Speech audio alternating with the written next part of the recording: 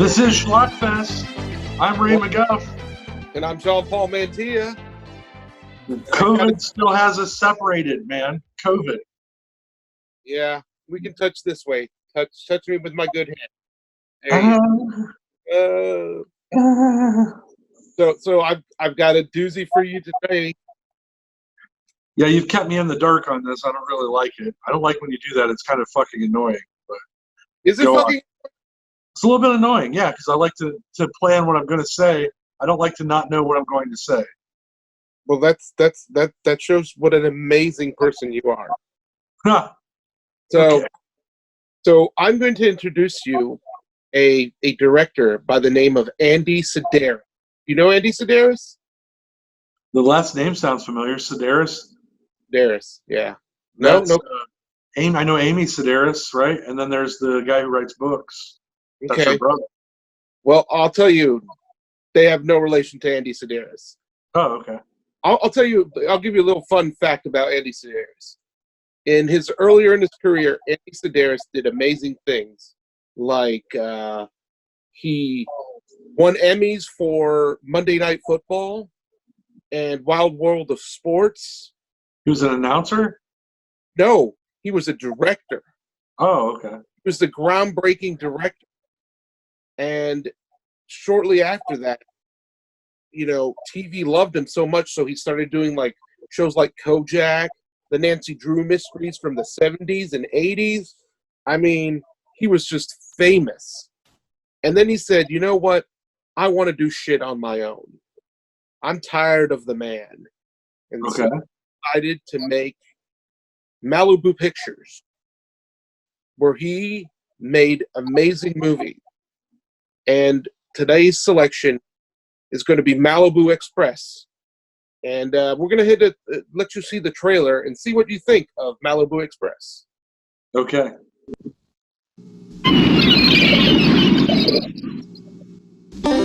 Meet Cody Abilene, a private eye with an adoring public. He's an undercover operator. Hi, I'm May, and this is my friend Faye. With a knack for getting at the bare facts. Yeah. This is Countess, a government agent with her own special skills. And together, they're both headed for danger on the Malibu Express. This is Kinky. In the world of high rollers, low blows, and dangerous curves, Cody's playing a deadly new game. Go ahead, make my day.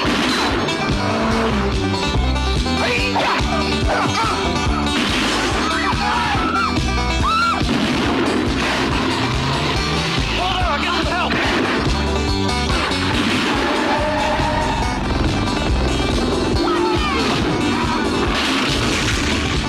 Sorry, babe, but I gotta have some water. The FBI wants him back. No one should suspect anything. I'm gonna nail him with a grenade. The Russians want him dead. And the girls from the yacht next door just want him. I understand you're a private investigator. And Cody Abilene always gets his girl. You're marvelous. So park your car, hide your guns, and lock up your daughters.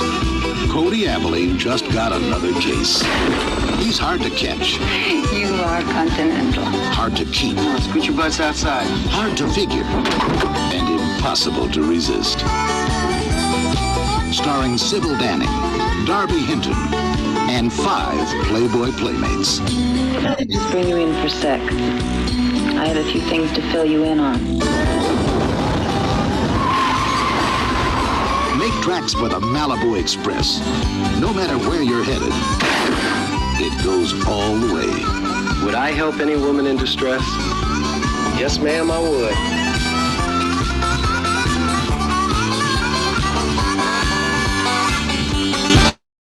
That looks amazing. And our special guest is here. Who is it? He's muted right now. Unmute yourself. Hi. There he is. Hello. Griffin. Who is it? Michael Griffin. Can you see me? I can't. Make your little thing have different boxes there, buddy. Okay. There we go. Hey, Mikey. How you doing, sir? As you can see, How's come, Mike? How's come you look more since the last time I seen you, more regal, like almost like I don't know, grown up, and I look like I've regressed back till I'm 16 years old. How'd this happen? It's because I'm sitting in a sex dungeon. That does it. The throne you, I guess that's a bed behind me. I don't know. I lose track. There's plenty of things going on in the sex dungeon. So as you can see, here's our special guest, and as you can see, Andy Sedaris, from watching that wonderful trailer, created a wonderful line of movies called the BBBs, and what that stands for is bombs, babes, and bullets. Well, those are the three things you need. Because Exactly. I got to tell you, this looks awesome. I can't wait to watch this. So my thought on this, when John Paul originally showed me the trailer, I thought I just watched the cutscenes to like a porno. Like it was just the dialogue to an old 80s porn, and I was like, I'm in. Like, what could go wrong? I literally thought the same thing too, John Paul. When it started, I was like, is this a porno? Is he going to have me watch a porno? Because I can do that by myself. I don't I mean, we are all in quarantine, and we all need some kind of. So why the fuck not? I'll give a nice little disclaimer. So this will probably be our most R-rated episode. So if you go find this movie, you know what? It's on you, people.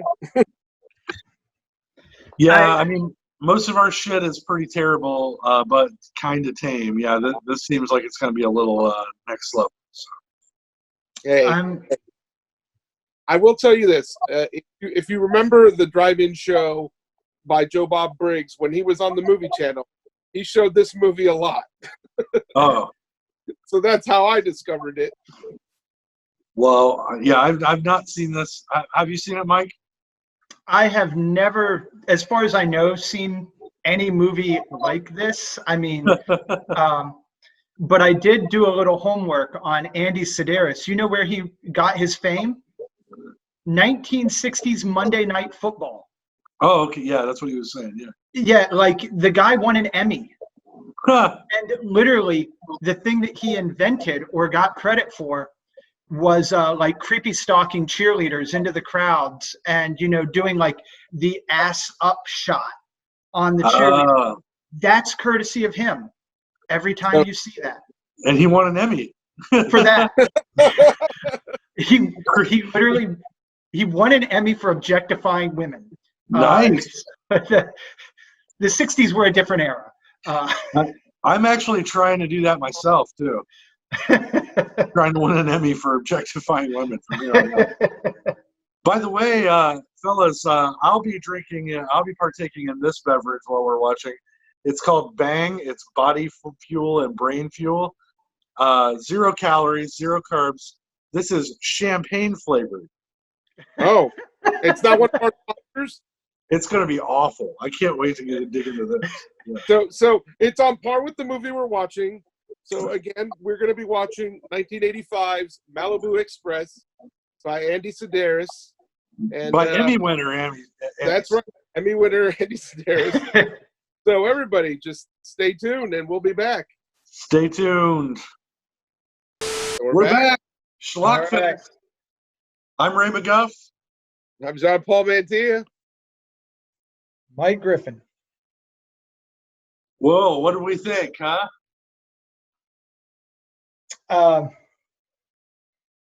Glad it's part of a series. Yeah, I can't wait to watch more, man.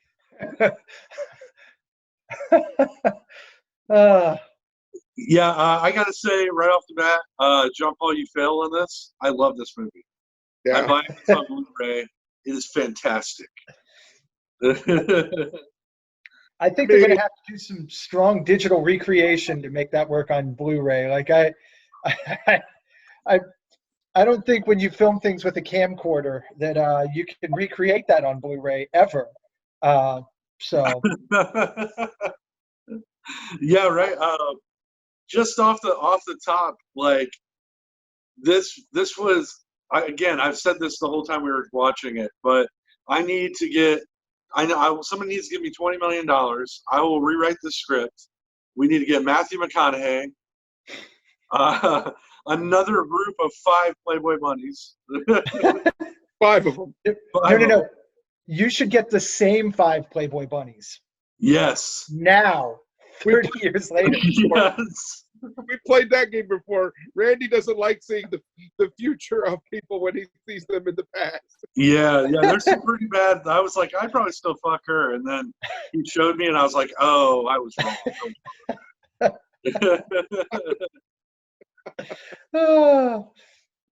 So, admittedly, I knew I would probably fail, but damn, is this a schlocky, fun-ass film.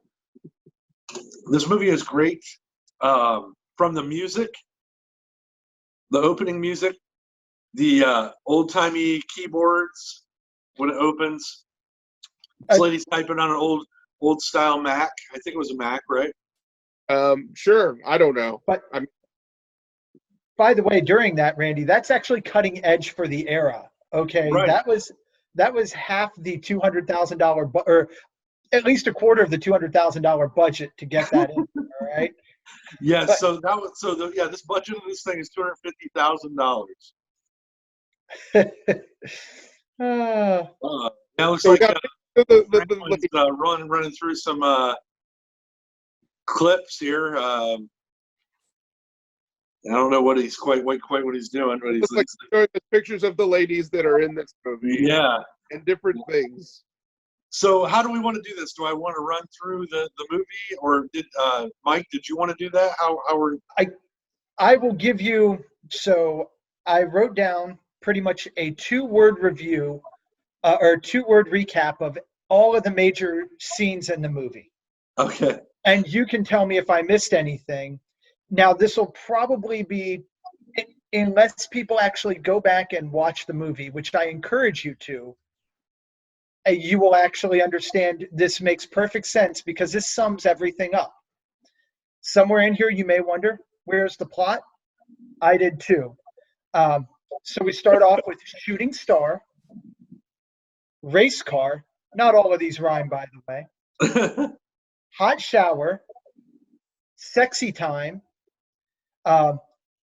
Russians. It's only one word, but it works.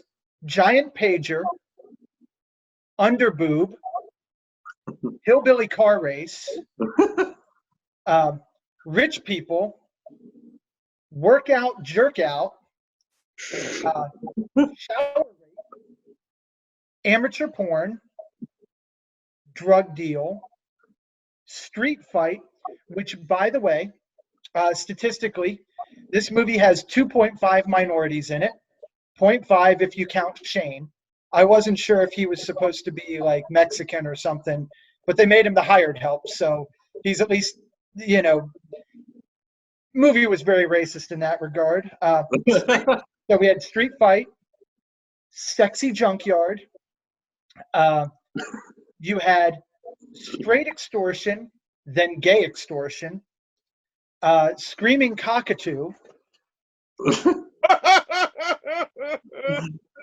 cleavage party, headshot, poolside clue, hard evidence, HR violation, the shower shootout, hillbilly race 2, boats and hose, backdoor boat references, 1 hour photo, gunfight, helicopter chase, roadhead, insurance incident, foot race, hate crime, perverted Stan Lee, sex club, followed by the big ending of reverse Scooby-Doo, hillbilly race 3, another minority sighting, rocket car, sexy talk, total recall,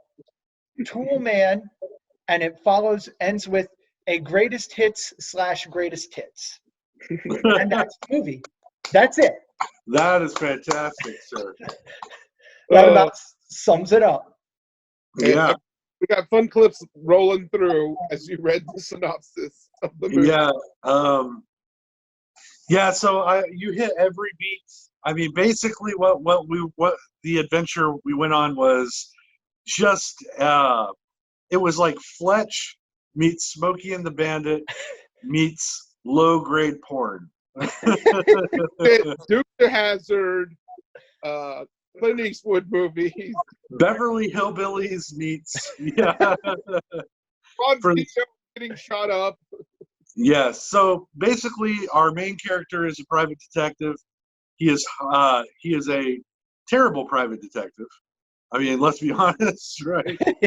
I mean, he's not very good until the very last scene, anyway. But being a private dick. Yeah, he gets hired by this weirdo family to move in and watch them because the patriarch thinks that weird shit's going on at her house. Then he gets involved in Russian spy stuff, weird sexual blackmail. So you've hit all the beats. He has a subplot where hillbillies show up to race him because his dad beat him in a race once. They just show up. And it's like the guy never met a hillbilly in his life. And he was just like, I think this Beverly Hillbillies movie, that's probably what they're like. Or the show, right? So the Beverly Hillbillies race the guy all the time. Crazy workouts in the gym. He's friends with a cop who he also bangs. She's super hot, by the way.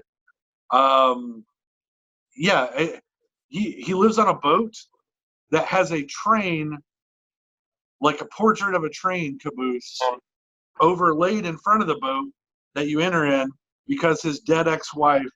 That was his mom. It was what? His mom. I still didn't hear what you said. It was his mother that liked the train. No, it was his dead ex-wife. No, it's his mother because his father also liked trains. My version's better, but go on. I have to agree with Randy. I thought it was like a dead girlfriend or wife because he refers to her by name and not by like mother. He refers like Susan always liked trains, Right. No, trust me. It's his mother because would this guy ever settle down? Come on. He went around and banged every single woman in this movie except the old lady. Well, it kind of took me off. I mean, that's kind of why I thought he was like that, because his wife had died. Yeah, like he's kind of like Mel Gibson's character in Lethal Weapon. He's just emotionally hurting on the inside. Right. Like this movie's very deep. They're trying to establish. There are so many layers to Andy. Yes. Yeah. Layer upon layer. Of boobs, bombs. Yeah. He's just in a shame spiral. Like that's all it is. Right. So he starts to investigate these people, and as we peel the onion back, we realize that the help that you mentioned, Mike, who was probably Spanish, his name's Shane. I don't know. Maybe it was short for Shinado. Coronado, Shinado. I don't know. But he and by the way, the maid in this, her name is Marion, and they refer to her as Maid Marion. If you don't get that reference, slap yourself in the face and go read a book. But that was priceless too. But so the Shane guy is banging everyone, including the gay, closeted homosexual husband of the lady that he's banging, and he's videotaping all of it so that he can get some money for his gambling. I started dying laughing. To get money to pay off his gambling habit. Wait a minute. I thought the plot of this movie was about espionage and computers. Well, side note, Jean-Paul, one of the women that the guy's fucking is part of a group of people who are investing in these computers that are getting sold to the Russians. Oh, okay. So that's how he gets pulled into that. Okay. I'm learning more. In other words, this guy is taking the most circuitous way possible to solve the crime that he was hired to solve. Right. And he starts off driving a red DeLorean, which is amazing. But clearly the budget is only letting them rent the cars. So like Jean Paul said, by the end he's driving like a Buick LeSabre. Oh, there's a clip of our chick doing her lunges. Sexy yoga. Sexy yoga. Or it's like Spider-Man yoga. It's like spider yoga. I guess. It's Again, folks, you can see this movie for free on the YouTube. Tits and all. Yeah. But anyway, so our guy gets involved in this plot, and then as he's investigating, Shane is mysteriously stabbed by an intruder. The intruder tries to leave. Shane's still alive, comes back. Intruder tries to shoot Shane again. Shane takes a photograph of the intruder. He has time to put it in a drawer. Like opens the drawer up and puts the camera in. The intruder shoots him in the face. Pries the drawer open, takes the wrong camera and runs. And then Shane, who got shot in the face, picks the TV up and throws it out the boathouse window. Or pool house window, rather. Whatever. So, and then dies. Then everyone finds him the next day, and instead of calling the police right away, there's a subplot where they all stand around.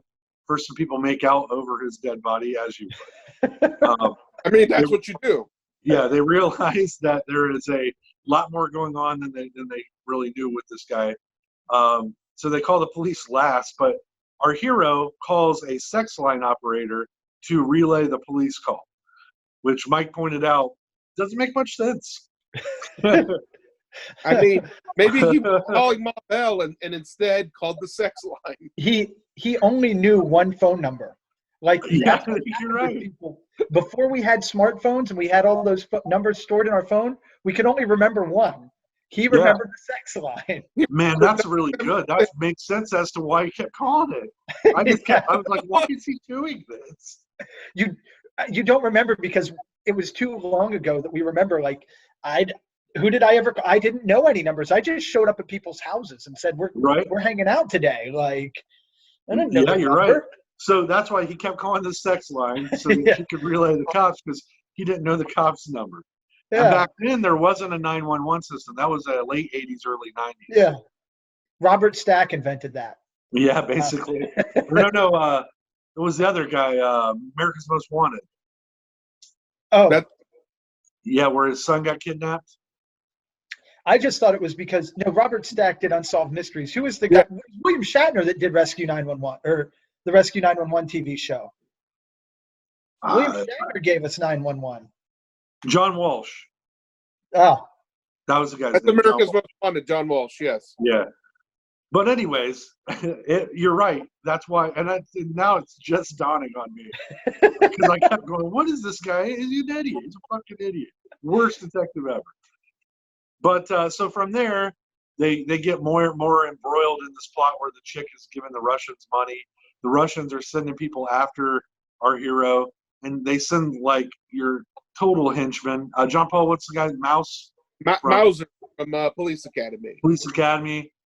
Two big old beefy dudes that can barely fire guns. And they had guns. Mike and I pointed out they had these rifles that looked like they were made on the soundstage for George Lucas movies.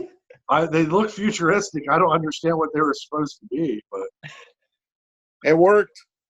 Yeah. Then our guy, he has a giant, dirty, hairy gun, and he can't hit shit with it, at all.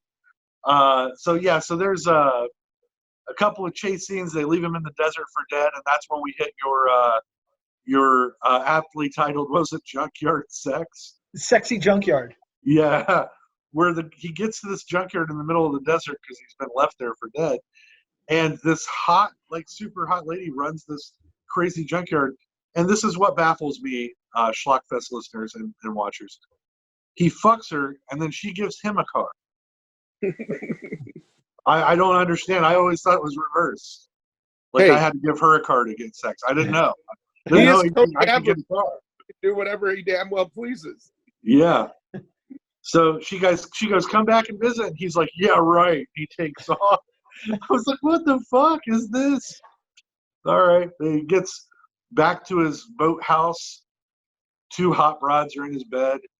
That's where we have the boathouse shootout. right? Yeah.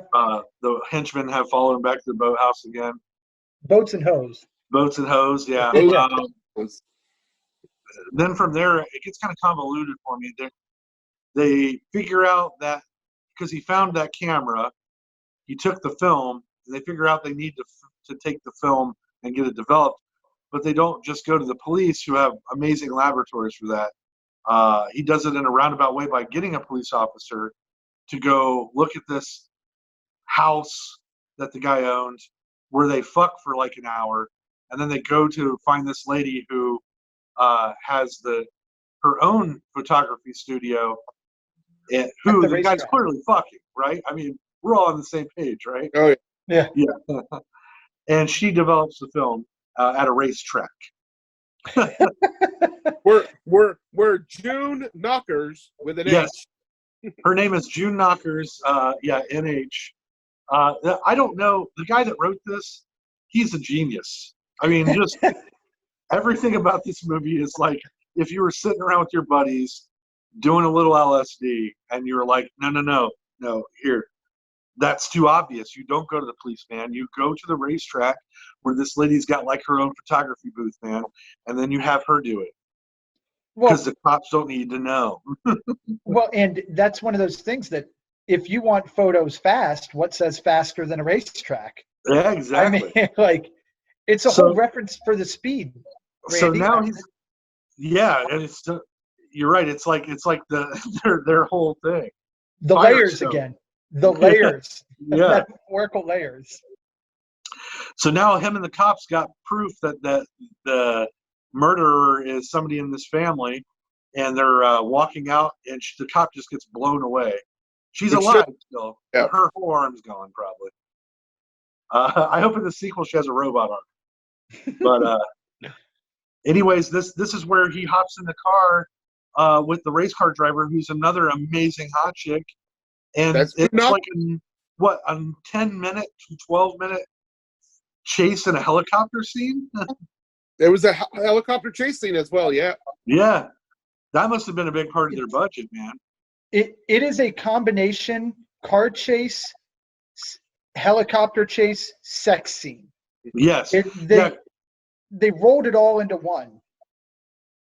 Yeah. This, for me, I was like, they stole Vanishing Point. If you guys have never seen Vanishing Point, I highly recommend it. It's one of Tarantino's favorite films. That's how I had heard about it. And it's just about this guy who's a drug runner, and he gets caught by the cops running drugs. And instead of stopping, he just keeps driving across America, like running like cops are setting up traps for him and stuff, and he's just running across America to his death. You could help me out. What was the name of the Charlie Sheen movie where he's getting chased? The Getaway. The Getaway, exactly. With what's her face? Swanson. Yeah, Buffy the Vampire. Yeah, the original Buffy the Vampire. That's right. Yeah. Yeah, and this was a lot like that. That chick starts to like go, "I'm gonna suck your dick," and he's like, "No, I'm trying to drive." Yeah. All I know, guys, is that this is where I started taking big gulps of the champagne because I was like, "Oh." So you banged it out, bang. Yeah. So then they get away. I don't want to ruin how. Insurance incident. That's right. Into the insurance incident. And then at the end, they arrest. The cops come in. He runs into this party, takes out, like, shoots his guns off, his gun. Everybody runs out of the party. He holds the guy hostage. That's right, I am. I decided I was going to be 13 today. So anyways. You have Superman shoes to match? Yeah, I don't have any shoes to match on. No, sorry. Oh. Do you have the underoos? I do. Yes, I do. As always. But he scatters everybody in the party. The mafia boss guy who's been selling computers to the fucking Red Dawn people they're all there, and then they arrest the girl who they believe killed the help. Cut to Scene with our private eye. He's like, nope, I was wrong. And then he invited everybody to his yacht. But we don't go right to the yacht, do we, guys? No. It's Hillbilly Chase time. Hillbilly Race 3. Yeah. This time, our hero's driving his pappy's car. And he goes, hey, my dad's car here at Souped Up, buddy. And they're like, I don't care. We got this car. They start on this racetrack. Back door opens. What is it, Jean-Paul? Fire extinguishers. Yeah, it's supposed to be a jet engine. Clearly just fire extinguishers taped to like some kind of box. And yeah, he wins the race because he's got a jet engine. So now I have to pause here because this is where the other minority sighting in this movie comes in, I think. Yeah. The guy who ran the racetrack, I assume they were meaning to make him Mexican because the Yes. were saying they were going to buy him like jalapenos and like.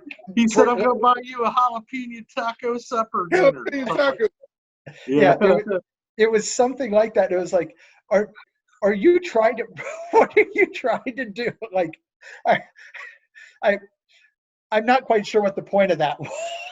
Yeah, I think it was just to show you that guy was Spanish. Yeah. I mean, tax credit for diversity. I don't know. Yeah. So again, that ends. Our hillbillies are defeated finally, and then we cut to the boat scene where our hero lays it all out. And here's how it is, guys. Here's how it is. They released the young lady they arrested because she did not murder the guy. She didn't. She did not do it. Here's Who the big murdered the thing. guy? Some random hot chick that was at the house for 2 days. She's a CIA operative, and she was there by the government's will to murder the guy that was the housekeeper because, why? He was helping the Russians get computer technology. Oh, The CIA had to have plausible deniability, so they sent this chick in. She set everything in motion. She even had a mask on that looked like the lady's face that disappeared and melted, and there was no evidence. And guess what? Our hero walks away knowing that he did the right thing, and he's going to go meet the lady on a beach in Hawaii.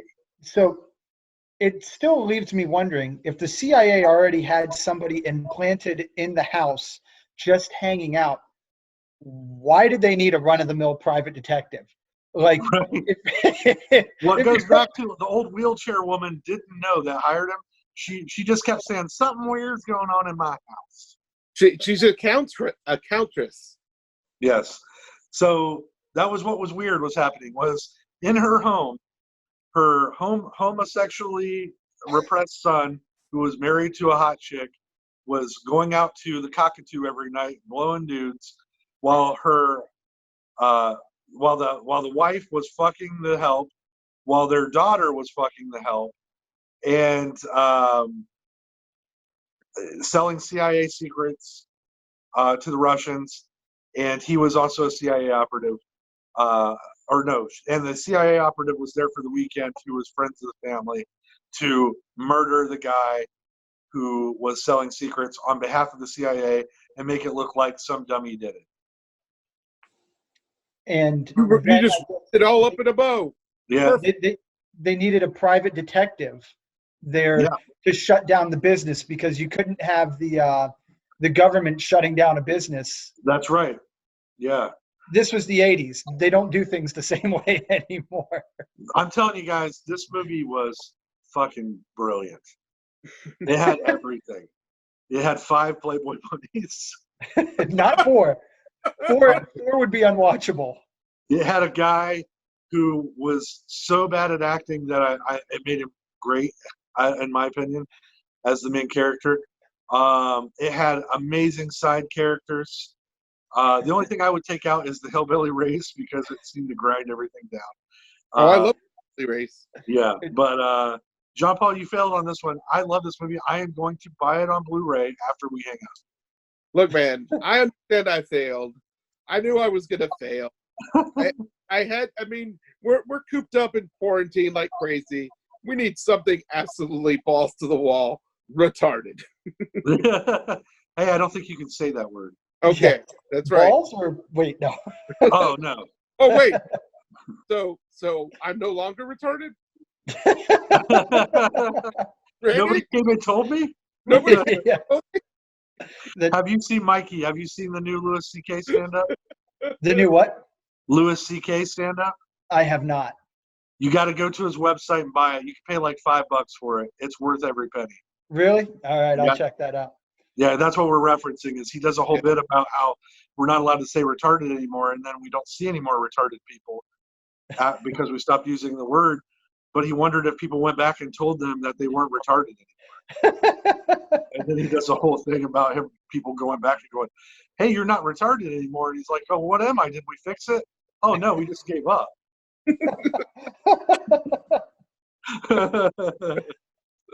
Well, Hey. I did say this would be the most R-rated version of our show yet. So That's true. there you go, folks. So in a nutshell, I love this movie. I can't say it enough. You guys should check it out. It's on YouTube for free. You're stuck at your house anyways, unless you're a fucking dummy that's down drinking right now at a bar, idiot. in which case, tell your friends, more people to watch, even better. Why not? Right. Like, so. Right. I actually had somebody on my Facebook page that was commenting on something, and they're like, well, you can just stay home. And I'm like, I will, because a steak or hamburger isn't worth me trading the next 35 years of my life. So I'll just stay at my house. It's fine. See, I don't know.